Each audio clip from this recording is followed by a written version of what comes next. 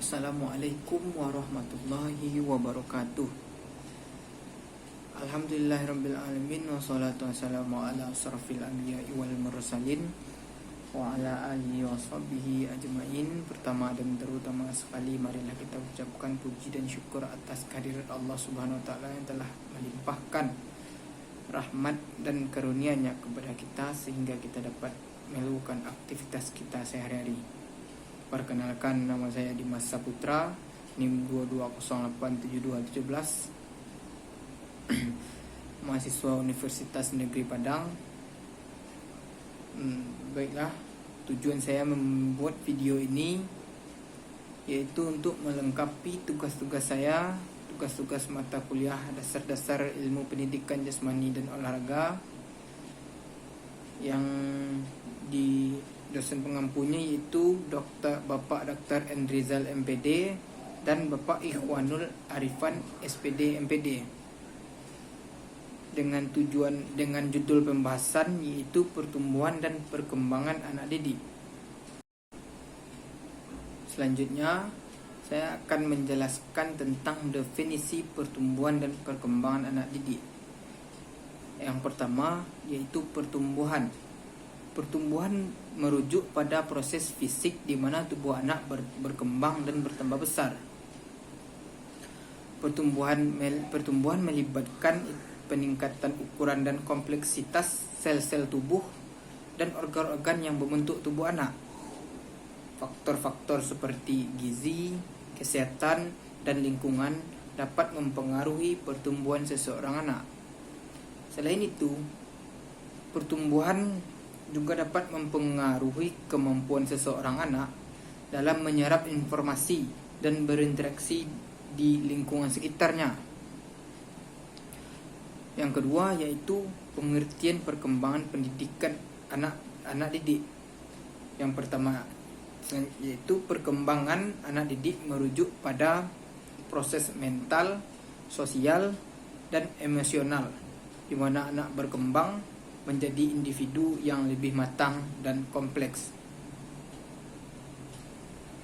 Perkembangan mencakup kemampuan anak untuk berpikir, berbicara, berinteraksi dengan orang lain, serta mencakupi kemampuan anak untuk mengontrol dan mengekspresikan emosi seorang anak. Faktor-faktor seperti pengalaman, interaksi sosial, dan kegiatan dapat mempengaruhi perkembangan anak. Perkembangan juga dapat mempengaruhi kemampuan anak dalam belajar dan mencapai potensi penuhnya. Selanjutnya yaitu faktor-faktor yang mempengaruhi pertumbuhan dan perkembangan anak didik. Yaitu ada beberapa macam faktor-faktor yang pengaruhi pertumbuhan perkembangan anak didik. Yang pertama itu faktor lingkungan, yang kedua itu faktor genetik, yang ketiga itu faktor nutrisi, dan yang keempat itu faktor kegiatan dan stimulasi. Saya di sini akan menjelaskan yang pertama itu faktor lingkungan. Faktor lingkungan mencakup semua pengaruh dari lingkungan fisik dan sosial tempat anak didik tumbuh dan berkembang. Hal ini meliputi yaitu keamanan dan kondisi rumah, lingkungan sekolah, dan ketersediaan fasilitas seperti taman bermain dan area olahraga. Seorang anak yang berusia dari 0 sampai sekitar SD harus memiliki lingkungan yang aman, bersih, dan merangsang dapat membentuk anak didik tumbuh dan berkembang secara optimal. Selanjutnya yang kedua itu faktor genetik.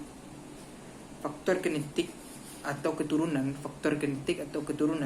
juga mempengaruhi pertumbuhan dan perkembangan anak didik.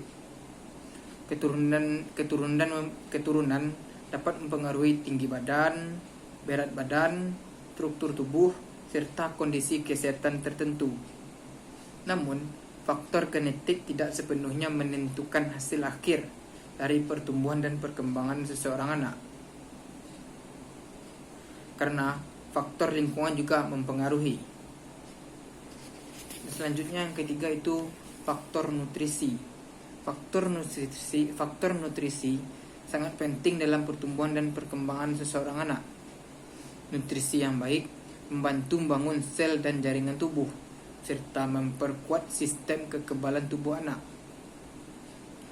Anak yang kekurangan nutrisi dapat menyebabkan masalah kesehatan dan mempengaruhi pertumbuhan dan perkembangan seseorang anak, seperti kekurangan zat gizi, misalnya protein, zat besi atau vitamin, dapat mempengaruhi keterlambatan pertumbuhan fisik seseorang anak.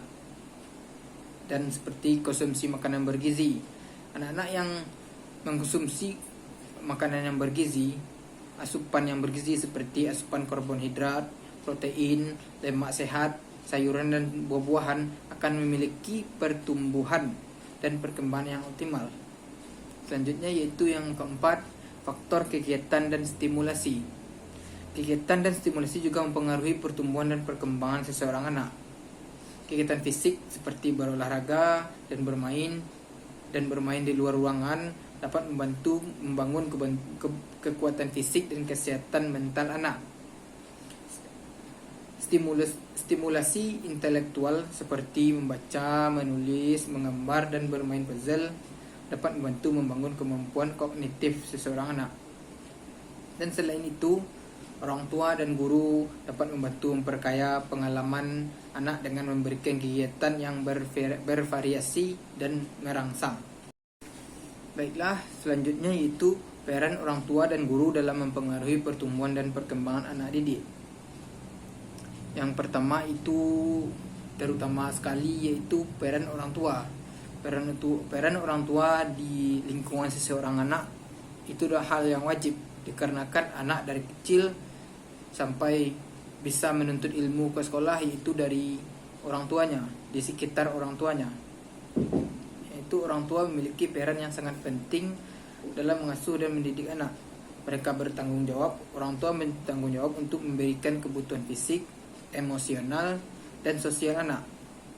Orang tua juga harus memberikan perhatian, dukungan, dan cinta kepada anak. Selain itu, orang tua juga harus memberikan lingkungan yang aman, nyaman, dan merangsang untuk pertumbuhan dan perkembangan anak. Dalam hal pendidikan, orang tua perlu memberikan dukungan dan motivasi untuk anak belajar, serta berkomunikasi dengan guru dan sekolah untuk mempengaruhi perkembangan seseorang anak. Selanjutnya yang kedua itu peran guru. Guru memiliki peran penting dalam membentuk anak mencapai potensi terbaiknya, terutama itu di sekolah.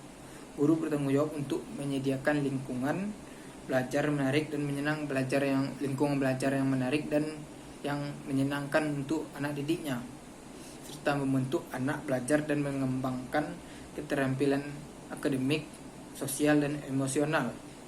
Selain itu, guru juga harus memberikan umpan balik, yaitu konstruksi dan mendukung perkembangan anak. Dan guru juga harus berkomunikasi dan bekerja sama dengan orang tua seseorang anak untuk dukungan dan bimbingan yang konsisten di rumah dan di sekolah. Dan selanjutnya yaitu gangguan pertumbuhan dan perkembangan anak didik. Yang pertama itu gangguan pertumbuhan fisik. Gangguan pertumbuhan fisik dapat terjadi karena faktor genetik, nutrisi yang buruk, atau penyakit. Beberapa contoh yaitu gangguan pertumbuhan fisik. Itu gangguan pertumbuhan fisik pada anak didik termasuk yang gagal tumbuh, gangguan tulang, kelainan hormon, serta kelainan genetik seperti sindrom Down. Selanjutnya itu kedua itu gangguan perkembangan kognitif. Gangguan perkembangan kognitif dapat terjadi pada anak yang mengalami kesulitan dalam belajar dan memproses informasi. Contohnya itu gangguan perkembangan kognitif pada anak didik termasuk disleksia, yaitu ADHD, serta gangguan spektrum autis. Selanjutnya itu upaya pencegahan gangguan pertumbuhan dan perkembangan. Yang pertama itu memberikan nutrisi yang seimbang dan memadai untuk mendukung pertumbuhan dan perkembangan fisik dan kognitif anak didik. Yang kedua yaitu memberikan lingkungan yang mendukung perkembangan sosial dan emosional anak didik, seperti lingkungan yang aman, nyaman, dan penuh kasih sayang. 3. Memberikan stimulasi dan kegiatan yang sesuai dengan tahap perkembangan anak didik, seperti bermain dan belajar dengan cara yang menyenangkan, menjaga kesehatan anak didik dengan memberikan vaksinasi dan melakukan pemeriksaan kesehatan secara rutin. Baiklah, hanya sekian yang bisa saya sampaikan. Kalau ada yang salah tolong dibetulkan, dan saya mohon maaf kalau ada yang salah, kata-kata yang salah. Hanya sekian, wabillahi taufiq wal hidayah. Wassalamualaikum warahmatullahi wabarakatuh.